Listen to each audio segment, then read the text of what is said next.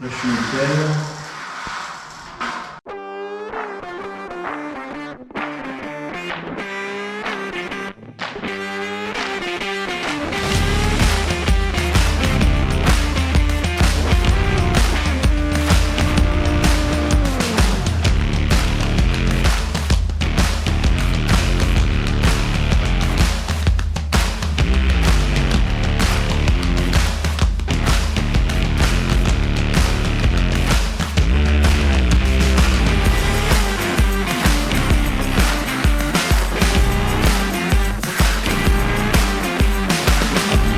Bonjour à tous et bienvenue dans cette nouvelle vidéo. Comme indiqué dans le titre, vidéo dédiée donc à la réalisation de l'ossature des faux plafonds. Alors c'est des faux plafonds suspendus avec des suspentes bien sûr.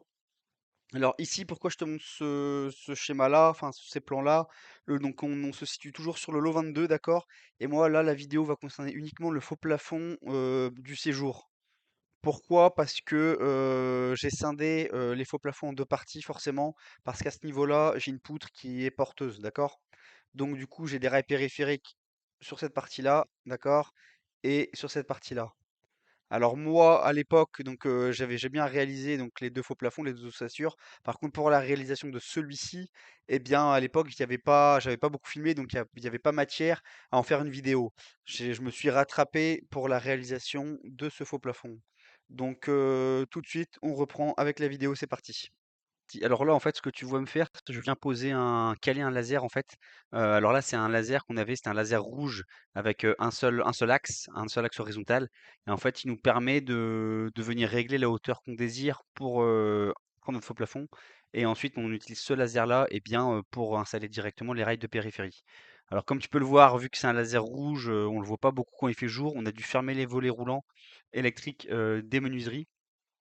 Et là, tu nous vois bien poser tous les rails périphériques. Voilà. Continue. Donc là, ces rails-là, ils sont juste, tu mets juste des chevilles à frapper, c'est amplement suffisant, d'accord?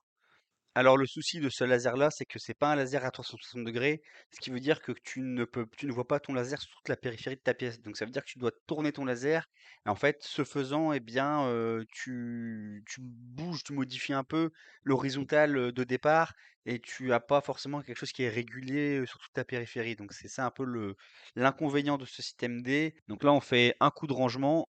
Voilà, après on discute un peu de savoir comment on va calpiner ça. Et ensuite, eh bien, on sort le cordex ou le bleu de maçon si tu préfères, pour pouvoir tracer, eh bien, tous les axes des fourrures. Et comme tu peux le voir, eh bien, on trace, notre, ligne principale et en fait, cette ligne-là, on la place à 2,50 m d'un des murs, ce qui nous permettra, en fait, d'être certain que nos plaques, eh bien, arriveront pile sur cette fourrure-là. Donc ensuite, tous les 50, on fait un autre trait de cordeau, on regarde nos équerrages et puis, le tour est joué. Bon, depuis, j'ai fait l'acquisition d'un laser 3 axes à 360 avec une perche télescopique où tu viens mettre ton laser, mais à l'époque, j'en avais pas, donc il fallait quand même un moyen pour le faire. Donc là, le but de cette vidéo, c'était de te montrer comment on fait pour faire un faux plafond suspendu si tu n'as pas de bon laser, d'accord? Bon, là, c'est un peu le bordel. Euh, on va faire un peu de rangement parce que généralement, j'aime bien que ma pièce soit clean avant de démarrer donc, les perçages. Donc là, on va faire un petit coup de rangement et on reprend tout de suite.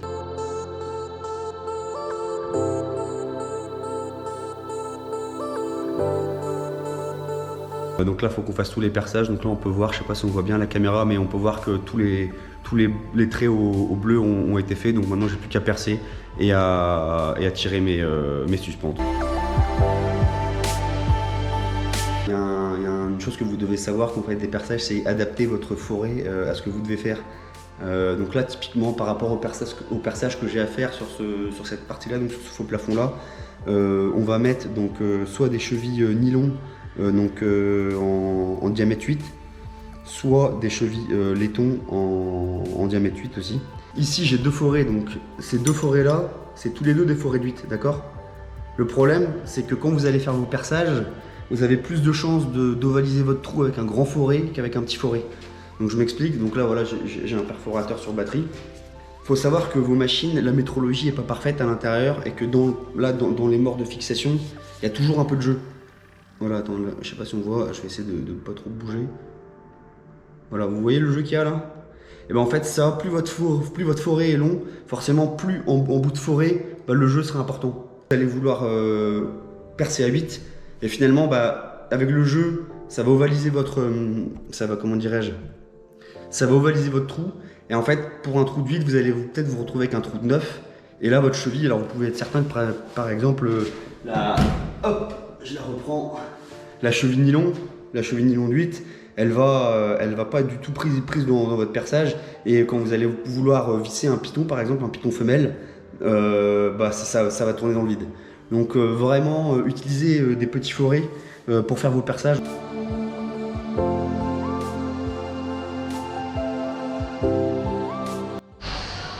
Bon, c'est bon, on a fait tous les perçages, mais c'est vraiment une étape que j'affectionne pas particulièrement parce qu'on en fout. De toute façon, on voit sur ma gueule, hein, j'ai de la poussière partout et j'ai littéralement bouffé de la poussière. J'ai vraiment de la poussière dans la bouche.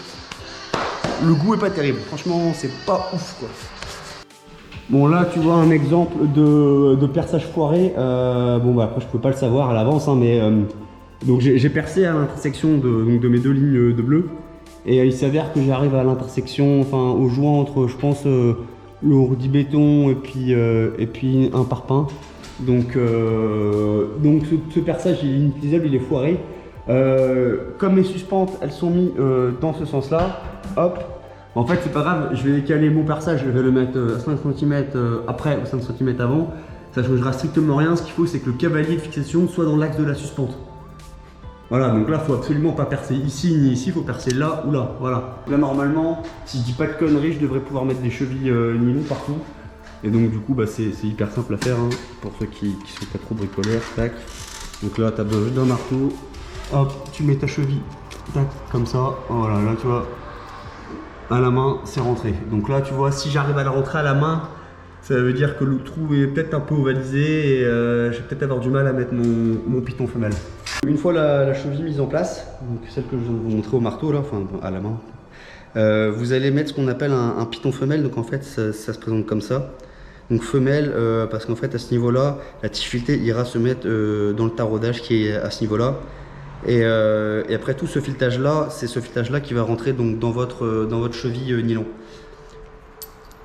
Donc la tête du piton femelle il est hexagonal, donc ça permet en fait de mettre une douille directement dedans et de pouvoir visser à la visseuse. Donc là c'est une douille de 10, tac. Donc là j'ai un embout spécial sur lequel je mets ma douille comme ça. Ensuite tac, je desserre un peu les morts de la visseuse, hop. It was at this moment that he knew. He fucked up. Là il est mal mis.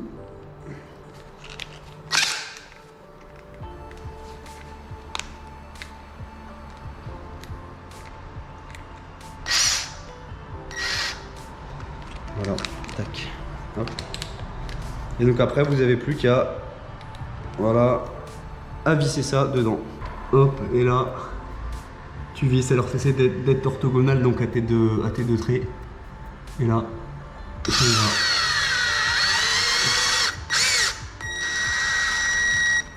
Voilà.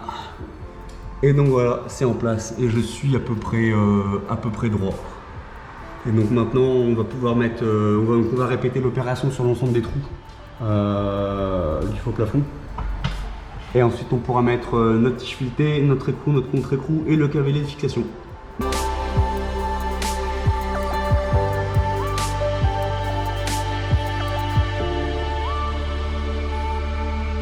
L'ensemble de nos pitons femelles est fixé. Donc maintenant ce qu'il faut faire c'est déterminer la hauteur de coupe de nos tiges filetées par rapport au haut du piton femelle.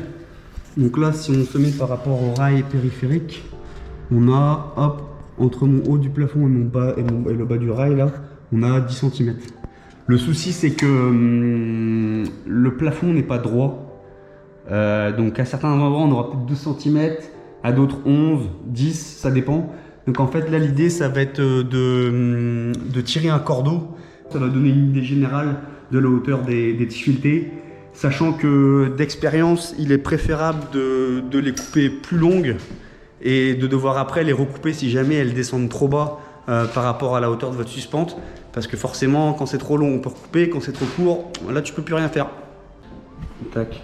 Donc là voilà, bon là on verra rien du tout à la caméra, mais je vais essayer de me mettre ici. Hop. Et là tu devrais le voir, le cordeau, on le voit bien. Hop, donc maintenant je vais mesurer du plafond au cordeau pour avoir mes longueurs de tige filetée. Bon, ça y est, maintenant on a déjà commencé, mais on est en train de faire les assemblages tige filetée, écrou contre écrou cavalier. Et bon, c'est pas la partie du tout la plus intéressante, hein, clairement, mais bon, faut le faire. Donc on a ramené le petit siège, comme ça, on est posé, assis. Et donc là, on en a déjà fait, donc voilà à quoi ça ressemble. Vous avez votre tige filetée, écrou contre écrou cavalier. On a déjà fait 2, 4, 6, 8, 10, 11, 12. Et il nous en reste, on en a 40 à faire, donc il nous en reste 28. Donc là, on en aura pour facilement au moins 1 heure. Parce qu'en fait, la merde, c'est que, je sais pas si on voit bien là, ça arrive pas à accommoder la caméra. Mais bon, le truc, c'est que quand je les ai coupés à la meuleuse, je casse un peu le filetage, donc à chaque fois il faut refaire le filetage en jouant avec les cavaliers ou les écrous, et c'est ça le plus long. Donc voilà, on en a pour un peu de temps. Voilà.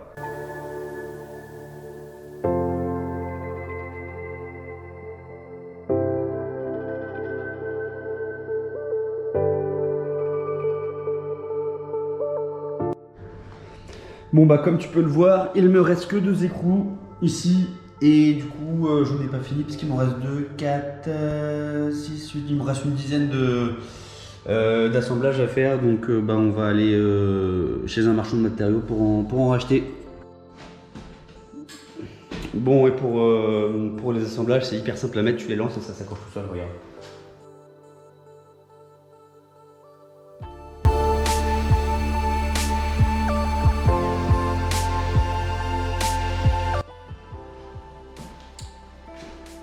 Et maintenant, on va fixer les suspentes, donc de la même manière que les assemblages, c'est hyper simple à mettre en place.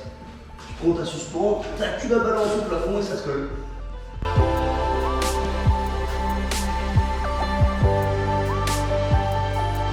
Et voilà.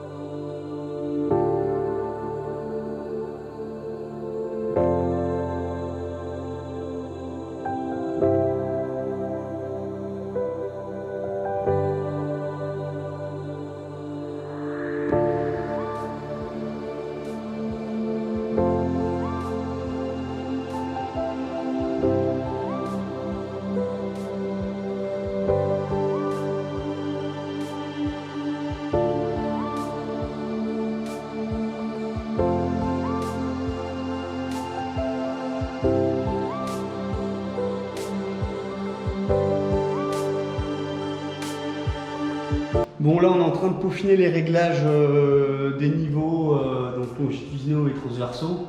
Et tu as dû le remarquer sur le timelapse, là j'utilise une grande équerre, une grande règle pardon, une grande règle en métal pour essayer de prendre plusieurs suspentes à la fois dans ce transversal pour vérifier de manière générale les niveaux.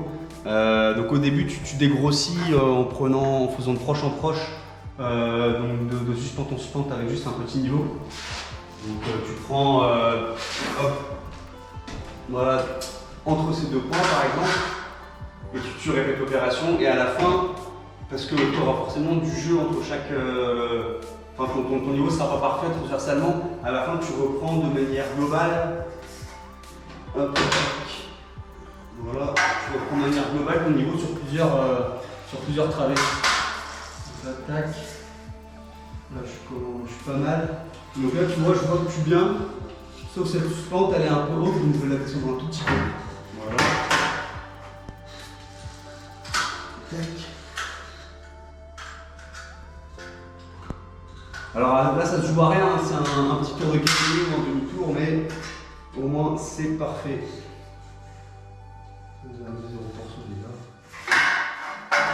Tac, je reprends, bam. Là, je suis nickel. Alors après, ce sera jamais parfait, hein, parce que tant qu'il n'y aura pas du poids sur les suspentes, elles se donneront pas, donc les suspentes ne sont pas forcément droites. Il y a un peu de cintrage dedans, hein, faut pas croire. Par contre, dès qu'il y aura le placo avec le poids du placo vissé dessus, là ça va se donner et là ce sera nickel. Tac. Alors là, je suis pas terrible. Je suis pas mal.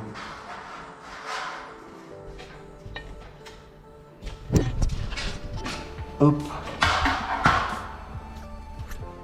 Donc là, tu vois. Donc là, alors c'est un niveau où j'ai une pente à 2%. Donc là, on voit pas avec moi à cause de ma main 1%. Et là, donc 0%. Donc il faut bien faire gaffe. Je me suis fait avoir. Mais bon, voilà, on est pas mal. On est pas mal du tout. Là, si je balade un peu ma règle dans ce sens-là, on va prendre la travée suivante. Et là, ça pourrait être un peu mieux. Hop. Donc ça, on va la régler celle-là.